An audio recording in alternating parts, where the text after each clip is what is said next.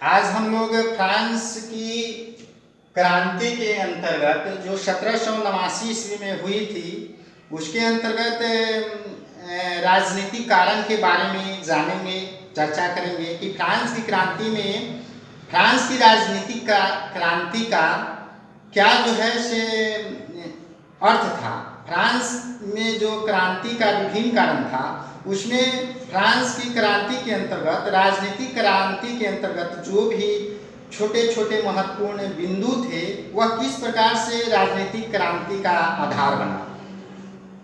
जब फ्रांस में बुर्बो राजवंश का शासन चल रहा था तो उसी शासन काल के अंतर्गत 1774 ईस्वी में लुई 16वां राजगद्दी पर बैठा।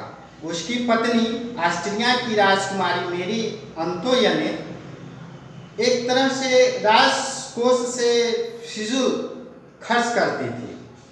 वह जन्मदिन, सालगिरह और उत्सवों पर राजकोष से काफी रुपये खर्च करती थी, जिसके कारण राजकोष खाली पड़ गया था।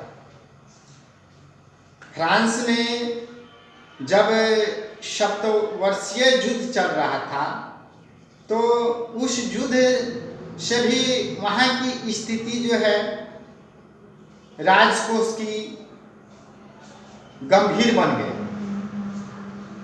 ऑस्ट्रिया की राजघराने से संबंधित होने के कारण उसकी माँ और उसके भाई उसे यह कहा करते थे कि वह राजा के राज कार्य को संचालित करने में हस्तक्षेप न करे। इसके बावजूद भी वह अपने करीबी व्यक्तियों को राज दरबार में उच्च पद दिलाने के लिए आयोग रहते हुए भी राजा के द्वारा उनको जो है से पदस्थापित करवा देते थे। इस प्रकार से राज दरबार भ्रष्टाचार का केंद्र बन गया। राजा के दरबार में 15,000 ऐसे व्यक्ति थे जो बिना किसी कार्य के वेतन लेते थे और फ्रांस के राजस्व का 9% इन्हीं के वेतन भुगतान पर खर्च होता था, जिस कारण से फ्रांस की जो आर्थिक स्थिति थी उस पर बुरा प्रभाव पड़ रहा था। फ्रांस की जो व्यवस्था थी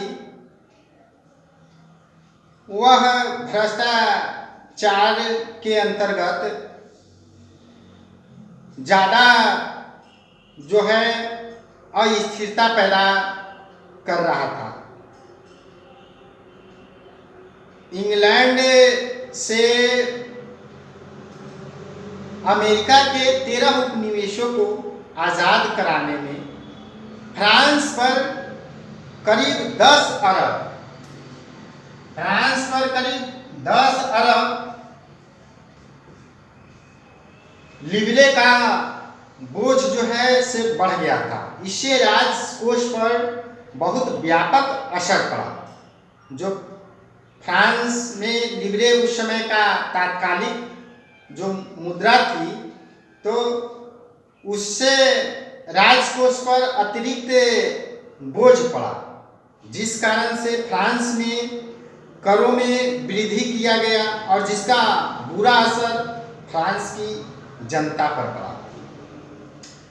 रानी राज दरबार को भ्रष्टाचार का केंद्र बना दी।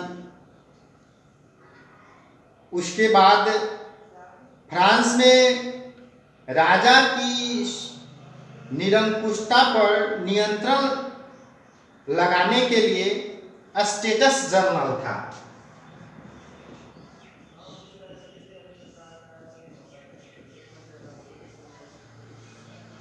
यह एक संसदीय संस्था थी स्टेटस जनरल, लेकिन वह भी राजा की निरंकुशता पर रोक लगाने में सफलता प्राप्त नहीं कर पा रही थी। जो वहाँ का राजा की जो वहाँ की निरंकुशता थी वह दिन प्रतिदिन बढ़ते जा रही थी।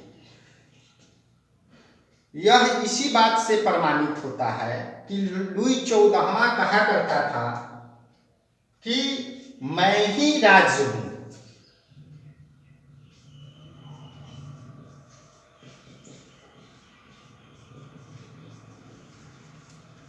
आई एम दी स्टेट, मैं ही राज्य हूं। लेकिन जब वह मरणासन स्थिति में पहुंचा तो उसने अपने उत्तराधिकारियों को कहा कि जनता की सेवा करना और उचित सलाहकार रखना, क्योंकि उसे आभास हो गया था कि फ्रांस जो है से संकट के दौर में पहुंच चुका है। इसके बाद जब लुई 15वां का शासन काल आया तो लुई 15वां के राजकाज में रखैलों का प्रभाव बढ़ता गया। उसके राज को रखैलों के अंतर्गत ज्यादा जो है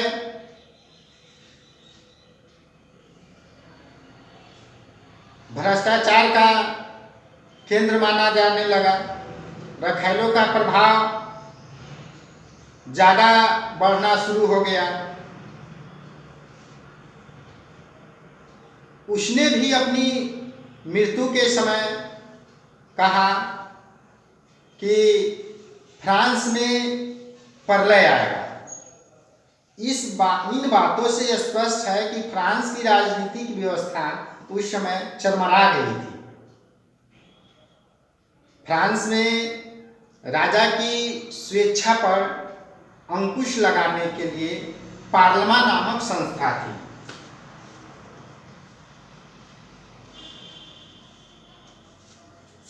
पार्लियामेंट के सदस्यों की संख्या 17 थी।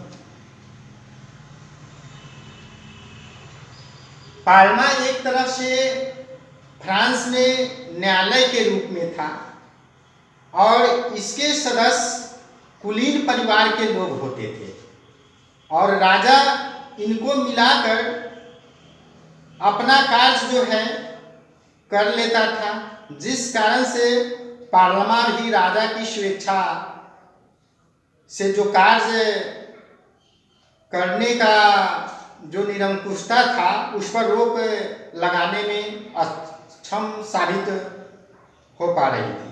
इस प्रकार से फ्रांस में राजनीतिक अस्थिरता दिन प्रतिदिन बढ़ते जा रही थी। फ्रांस में केंद्रीयकरण की प्रवृत्ति बढ़ गई थी, जिसके अंतर्गत वर्सराय स्थित राजमहल एक तरह से जनहित का कार्य नहीं कर पा रहा था। फ्रांस में उस समय राजा के वर्साय स्थित महल पर सभी की निगाहें टिकी रहती थी और लोग समझते थे कि केंद्रीयकरण की प्रवृत्ति के कारण फ्रांस की स्थिति दिन प्रतिदिन बदतर होते जा रही है। फ्रांस में उस समय उसे संकट की स्थिति से उबारने के लिए तुर्जो नेकर और मिराबो ने अपना सहयोग देना चाहा, लेकिन उनकी बातों को ज़्यादा गंभीरता से नहीं लिया गया। राजा के पास कोलबैर और रिचलियू जैसे योग्य मंत्री भी नहीं थे। फ्रांस के सीमा के पास उसके सीमावर्ती प्रांतों को, जिसमें ब्रितानी और प्रोवांस थे, जब मिलाया गया तो उनके लिए सही कानून निर्मित नहीं किया जा रहा था। 285 स्थानीय कानून की विधियां प्रचलित थी और 285 जो विधियां थी वह अस्थिरता पैदा कर रही थी। इस प्रकार से फ्रांस में राजनीतिक कारणों के अंतर्गत बहुत से अस्थिरता के प्रति ज़्यादा जो है से आधार जवाबदेह थे और इस आधार पर फ्रांस में राजनीतिक अस्थिरता ने फ्रांस के मध्यम लोगों को क्रांति करने के लिए प्रेरित किया और इस प्रकार से फ्रांस की राजनीतिक गतिविधियां उस समय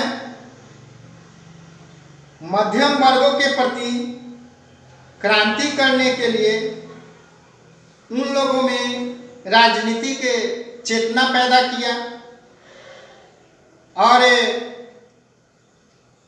वहाँ की स्थिति, वहाँ के लोगों की स्थिति क्रांति के मार्ग को प्रशस्त किया और इस प्रकार से राजनीतिक क्रांति ने फ्रांस की क्रांति में अपनी महत्वपूर्ण भूमिका अदा की।